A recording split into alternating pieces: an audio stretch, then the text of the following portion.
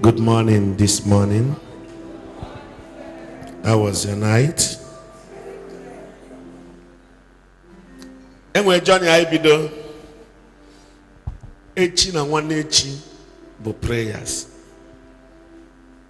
Since 2 days ago, I na eme teaching so that you will pray with understanding. Emani pele with understanding na the faster. Elijah said, if I be a man of God, let fire come down. So he was able to bring down the fire based on whom he be. Based on who I be, let fire come down.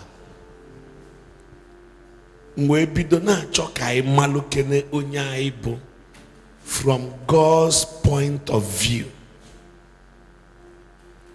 People define based on situations. Some other people define based on their friend's definition. Some people define based on the mother define her. Iyen the mother polofa, iyen the mother senahabo. Iya bife haji kowo nwefa. Mana gwangi na onye obuna chole imo onye obo ya got through the pages of the scriptures so that you can define yourself according to the Father's definition. Enwe to umu nasi define no na fellowship. Enwe to church si define no ge. Enwe to prayer partner gi si define no ge. Enwe to work si define no ge. Even enwe to situation si we define onye ebo. Mana cho me gwa gi ni ihe ni na ha bu onye ebo. Ichi mo onye ebo na Bible ke ya fu onye ebo. Onwe ife kọwalụ mmadụ ka Bible. Ego camera, chema about this camera. Ije go manual ya. Am I right? Ego manual this camera. Ogwagi everything about this camera. The manufacturer lochalai de manualai.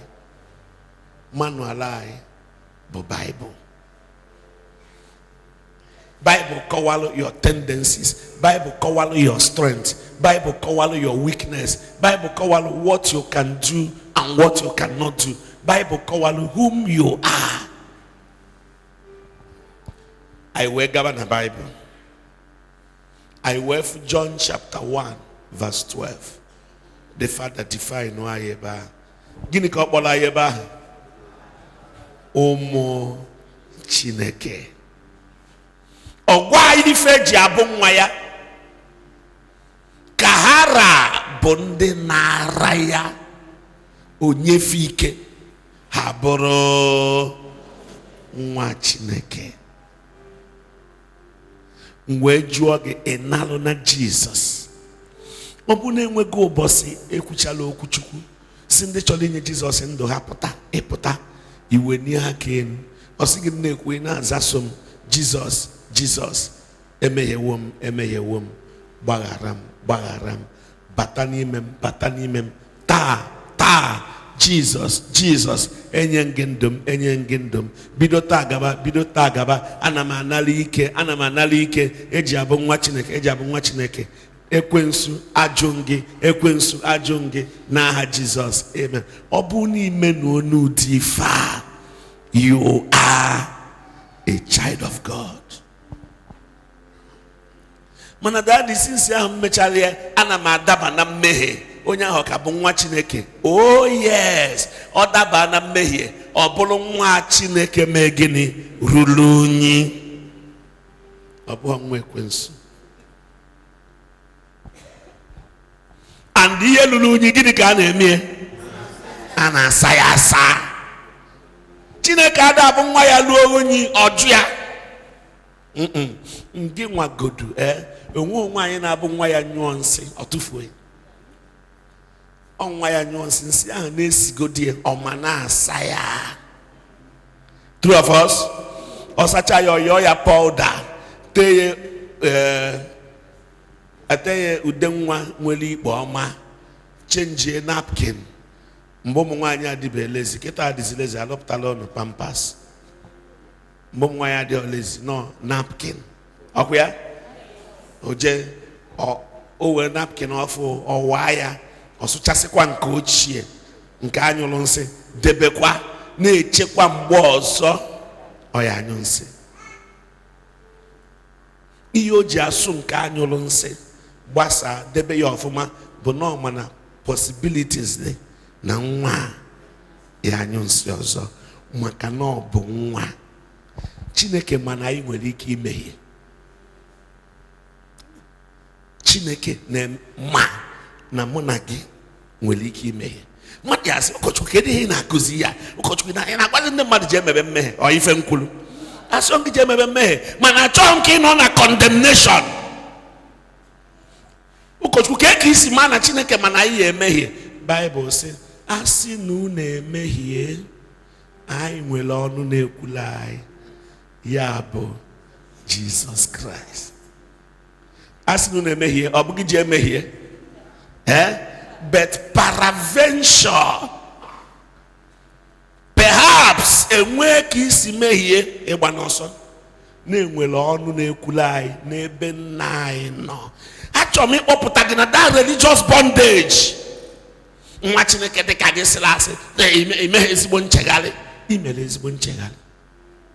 Anụ ahụ manifest and Chineke mana onwe ike manifest one day wee je make a provision in case.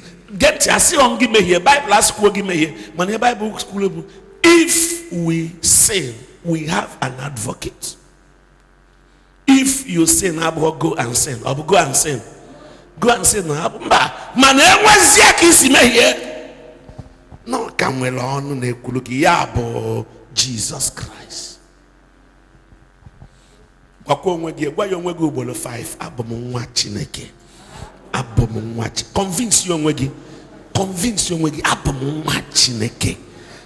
Ekwensu na-agbanyeghị mmehie m abụ m nwa Chineke. Na-agbanyeghị ịda mba m abụ m nwa Chineke. Na-agbanyeghị okwu kpọlụ m abụ m nwa Chineke.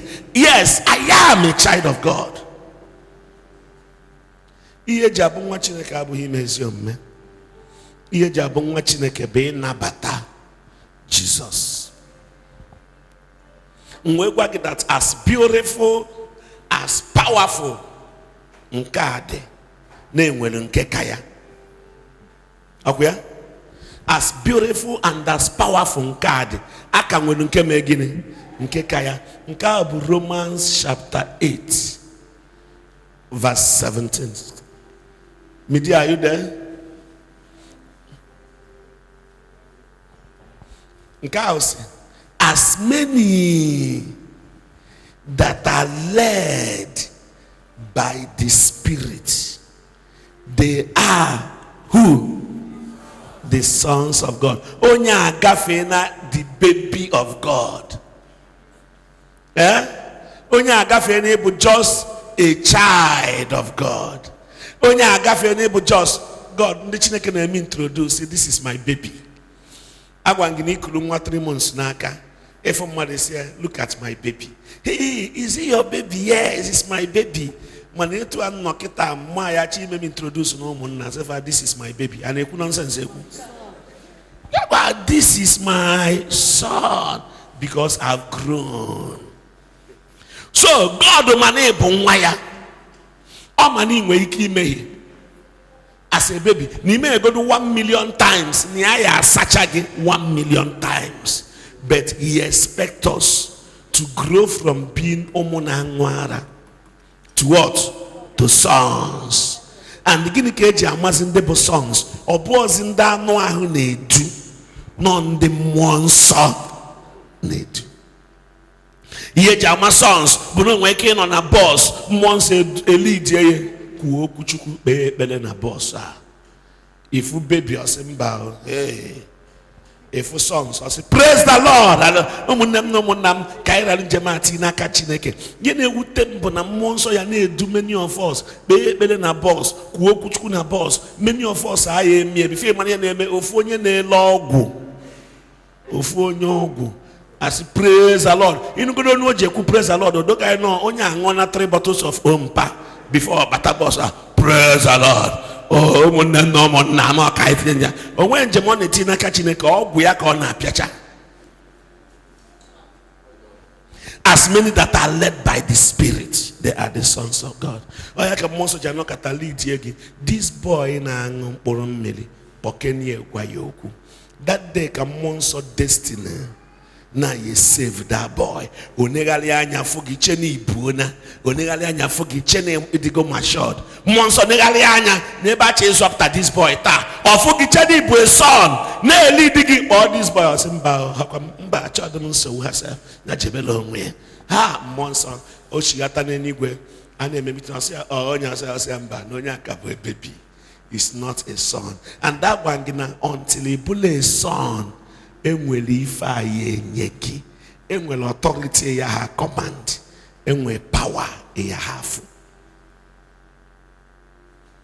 Anaba until he grow. He also get like you bele mwagi. Iyeji Highlander we melie birthday.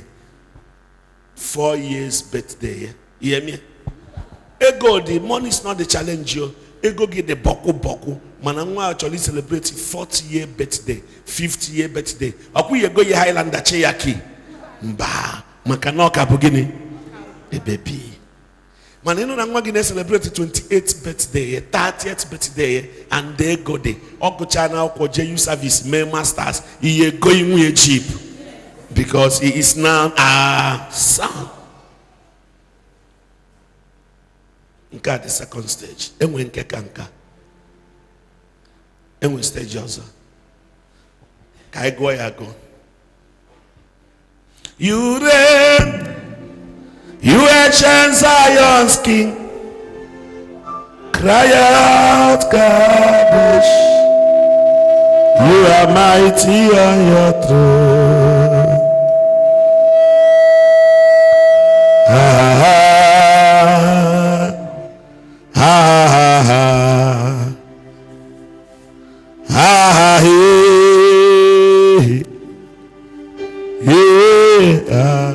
Okay, the first one, Romans chapter 8, verse 14. Are you there? Romans 8:14. For as many as are led by the Spirit of God, they are. Who are they? Sons of God. Verse 17, where it says, if children, then heirs of God, and joint heirs with Christ. If so be that we suffer with him, that we may also be glorified with him. And when second stage, the father's definition. Here the father kulu naibo. Sinachi tichale guncha. We say, I'm walking in power. I'm walking in miracle. I live a life of favor, cause I know. So, can you make him mad to walk in power? If you walk in power, what will you do? You have to know whom you are. If you live a life of favor, you have to know. So, when you're a child of God, then in a grow able as son of God. How to grow to become a son of God? Pay attention to the word. Pay attention to scriptures. Give yourself to prayers. Na ACM hakuzila here. Read your Bible. Pray every day. Pray every day. Pray every day. Read your Bible. Pray every day if you want to grow. If you want to grow, what will you do? Read your Bible. They are vital tools for spiritual growth. Then, in Romans chapter 8, verse 17. Omekwa introduce another height higher. Or see, if children, then heirs. Joint heirs with Christ. Omuye diche a son and heir. Gini bu heir.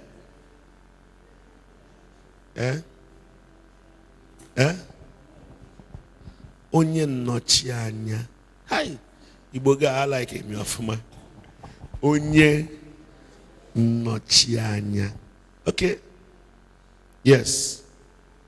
Another thing here is somebody will access, will right to inheritance. You can be a son, yet you are not a heir. Emma. You can be a son, yet you are not. It one noketa. Emma, my son say he can. If you go no Umu Boyii fellowship, for my sons. But on Tuesday, Mona had a business school. Mona and the associate. The associate bundia set one and a boy. They be a fellowship. I set to offer her blues associate. My can be a fellowship. So I remember her business school once a month. So Mona had a business school. Mwese ha no genabia. Mboya abu onyeje chomoku. The mother said, no, we are wetegi, we are wetegi, ha tag catching up. When you have a camera, but my son, you have an idea. Oh, my son, I'm a member of Associate Fellowship. I saw them with her boy for her blogger. In my fellowship, I had 7 years this year. So, most often they join a line where I be a boy of a blochanoga. India settled on 6 years, India settled on 7 years. By next year, they join a blue goga, Ndoflana Batakwa. Nekwe, Nekwia, my son, Donna, na Rins, my son, Kanko, na apostle. Ebiakwana ministry, my son's Kanko. I couldn't know about Odnanchi Joko Korobia. Nini na abu my sons. Manambos meji ka no bim no ketiti. You will see hers. I'm going to sing songs na heads. 2 of us. Iye na but my songs. And we have a lot of songs. Monday no abroad. And we go banding well Umu Boyii celebrate him na last Sunday na fellowship. Okay, many of them now say, Daddy, I love you. Many of them now call one way or the other. I've helped them.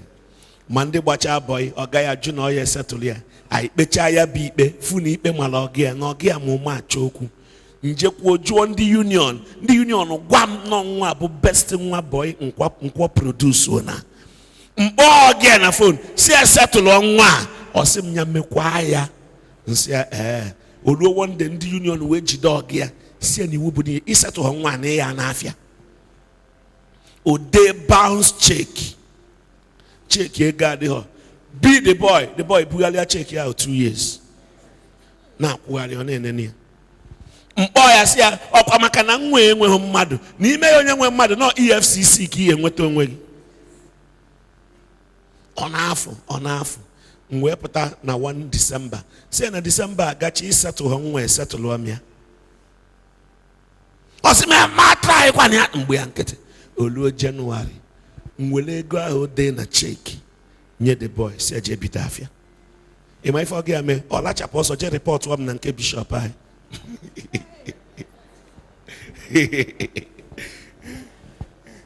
so all of them naked bishop kpọọ m sị m na-enwere ebe a report gị nọọsị na nwa boy ya chụrụ achụ ka ije settle nsị nọ settle ya No settle ya kama na oji ego.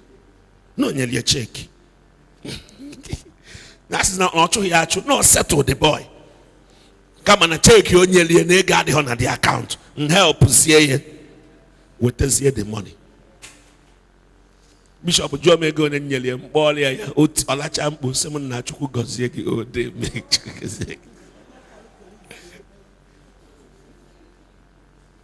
So all of them are my sons. Am I right? Many people are climbing God's shoulder to rise. They are all my sons. Manambos meji ka no binoketiti. Gini ke ya fumbos ya?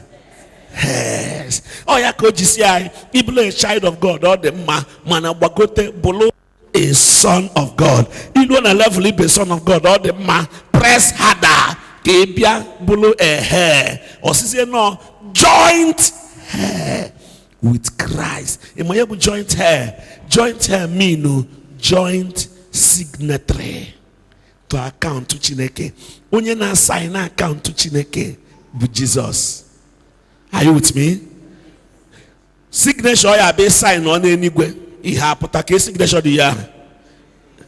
Aha Jesus de okoto nante onye kwere ona kasia na ho na chupo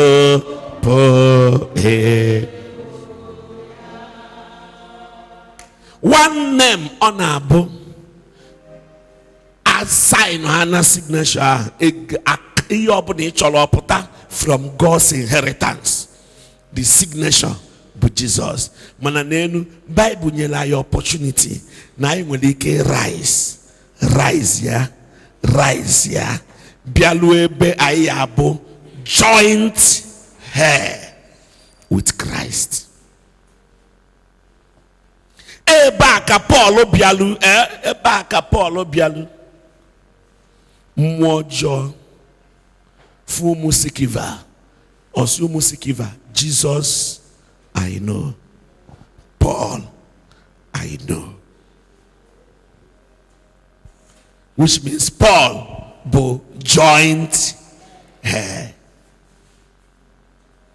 And when one man, one of God's generals, when I go out queer, Afiab A.A. Allen, one of God's generals, A.A.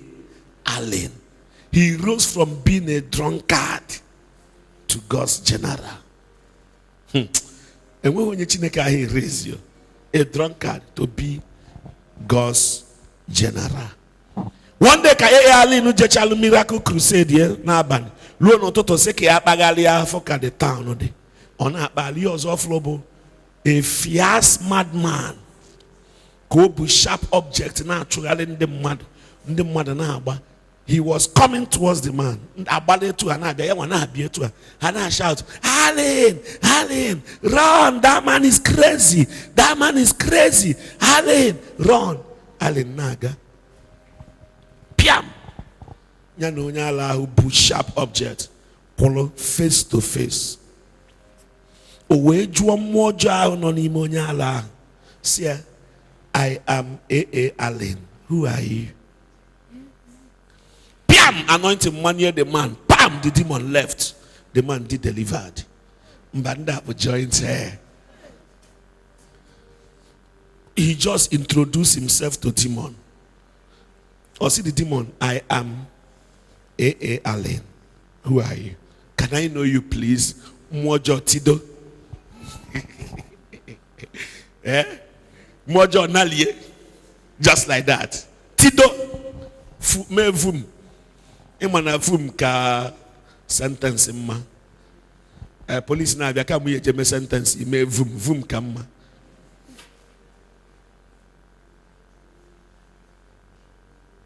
We can grow and come to that point. Mana gwala ife ji abaiba. If we suffer with him. So ndị na-abeba bụ men who nwere track records of prices they have paid for the kingdom. and for the name of God. Go to that verse. Verse 17. I am going to know how to zubo. Echika iye bide ekpele. Achọ nke mara onye bụ bifi ikpe ekpele ọ ya ka nji. Akwe ma yekpe ekpele nwanne nya yekpe honya aya yekpe kwata. Anyị na-ekpe mana anyị na-eme mkpecha n'ọnwụ ụdị ekpele anyị na-ekpe ebe a. And ịma na ọ bụ na ya ekpelu ha ebe ahụ ọ na-adị anyị ka ọ na ya ekpe ha ekpele. Verse 17 on the screen. Now, if we are children, then we are heirs. Heirs of God and co-heirs with Christ. If indeed we share in his suffering, in order that we may also share in his glory. If you get to a Saban at this level, then we track records of prices they have paid for kingdom's sake. Track records of sufferings and persecution hagabiga for God's name. Obo onde na abu persecution bia o deny ya Chineke. Oga fecha oje ya Chineke mgbaghala. Kwe mana nwe Christian dị etu a. Osi na kwa onye dị ndụ na ekpelu Chineke. Emitigo one lady mgbe nje program na Lagos. The lady ekwe ha agbaghala onwe ya. She refused to forgive herself.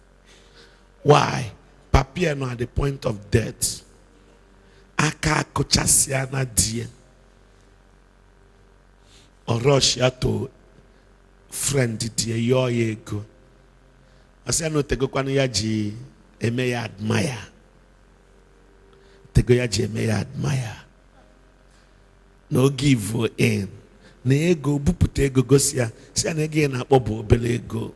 Gosi for the lady walk away. Nawal. Only Ilu Hospital. Doctor Nagwe na addition na this man has survived the next day. Jane wetega ka eme nka hi. Ogbagalekwa finally ochi yakwa. Sia ka ezisi oye gị na dimbo. I say yes na haka boy. No dey ka ya jikwete. But the lady feel no onwe hope. She decided to give in. Emechazie ka oyo chukwu mgbaghala. No, ndị na-aba na hair. Ịma na ihe anụnwa anyị na-eme ị na-aga okwe nke ndị ozi ekwe m na Jesus Christ ka ihe anyị na-eme anyị aba awọ. Ịma na some new generation churches aghọtaghọ theology behind most of ihe ndị Orthodox churches na-eme. And to them, or the fact Orthodox churches are born again because of some of their practices. Kangwa gebe bawina husi. Bawina abunoge. Enwe one emperor that persecuted Christians the most according to church history. Ime church history of man. Eyana anu Emperor Nero. Emperor Nero ne mude Christians. Tiha na prison. Ne nyefani. Nemayo je nyefani. Kahaden doluo mboye eme Johnny. Ochi ime Johnny kita. Ochokiti ije DCC.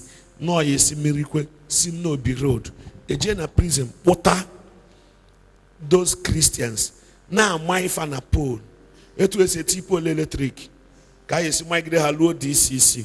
Oluzie na abani oya aga. Awo ha fuel. Mwe hoku. Oweli eme street lights. When aga. It was he persecute Christians. So record has it now. One of the days of Opta Christians are walking a line. Do you believe in Jesus? He said yes. Eweli sigi. Tinye ni ya eji ebefisi. Tinye sigi eba benje onuga tobolo mmade nko abiagi n'onu. Vam isi adapu. Onye nke bụ abịa asịkwa ya ikwe na Jesus ndami ebendikwu ya isi kwa ikwu ya isi ebe a piam isi adapụ.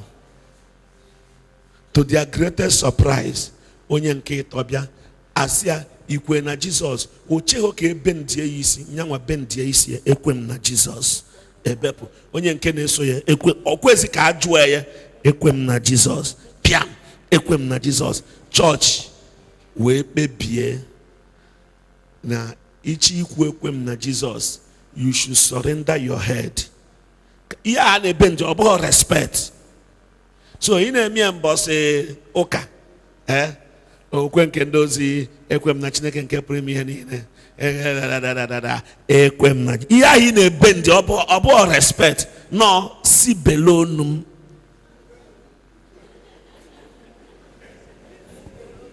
ọ ya bụ the mystery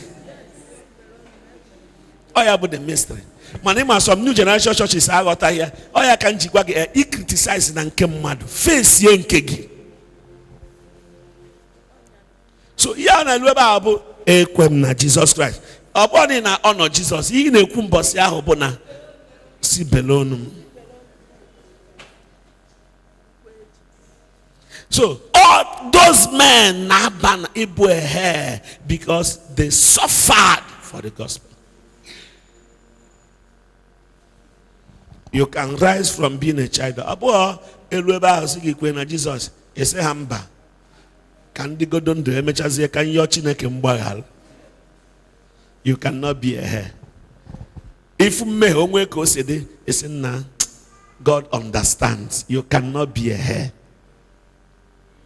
Ndị abụ hair agwala ife ha ji wee bee gịnị ka ha ji bee ọsị we are joined here with Christ if we are ready to suffer with him, then we can also enter glory of being a heir with him. How much can you suffer? On at this point, is he a man of God? You're under arrest. Or say, if I be a man of God, let fire come down. And because no but joint here, piam. Fire bia. Jesus is the mumazia. No ni hom e one namo send their one region. Madagu. Because I'm a hair. You can grow. Your altar city be better. Lord, give me grace to pay the price to become a hair, a joint heir with Christ. Give me the tarrying grace. Give me the grace to pay whatever price or you take. Let me be a joint heir with Christ. Also, you can only be a joint heir with Christ if you are ready to suffer with him. So ekpeli better abo Chineke nye me ego Chineke nye mu no Chineke nye ma amara eji agabiga ahụhụ n'ihi Christ.